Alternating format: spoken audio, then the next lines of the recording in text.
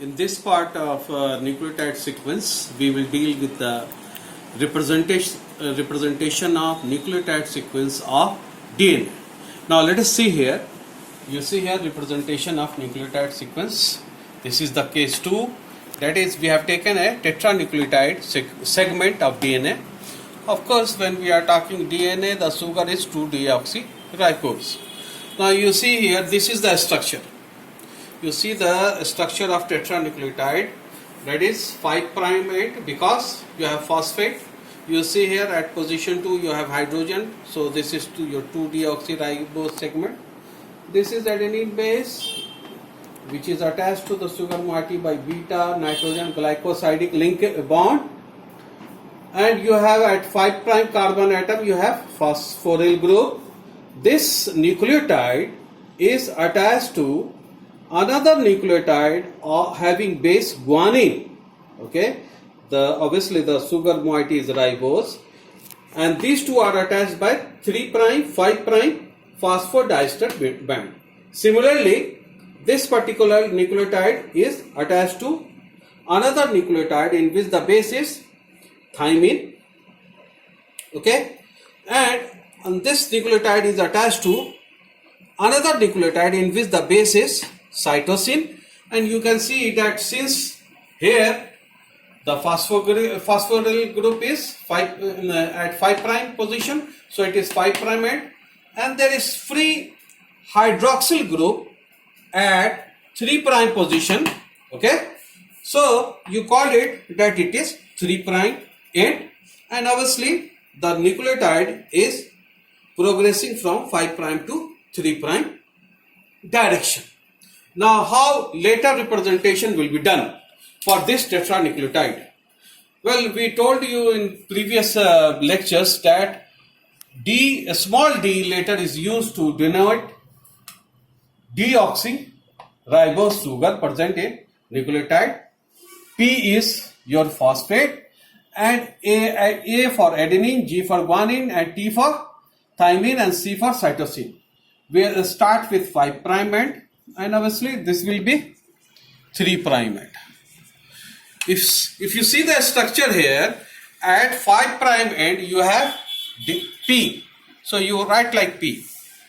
Now the sugar is deoxyribose, so we represent with deoxyribose, and this deoxyribose is attached with adenine, so you write A.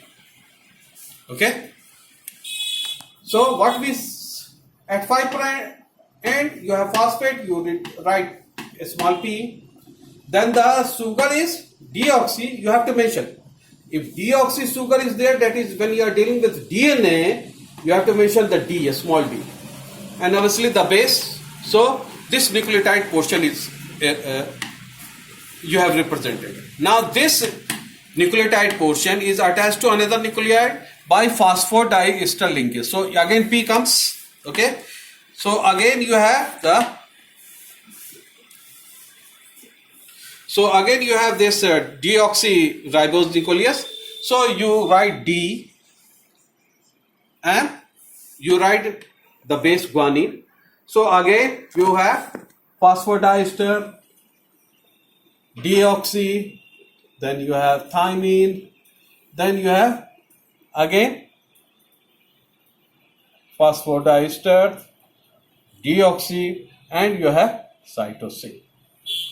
Okay, so this is the later representation of these tetranucleotide of DNA segment, that is PDA, PDG, PDT, and PDC.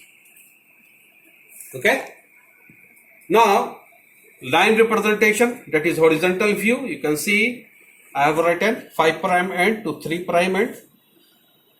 This line represent your nucleotide. These are the positions of the nucleotide, 5' and 1'. This is 3'. At 5' you have phosphate, you write a small p, not a big, a small p.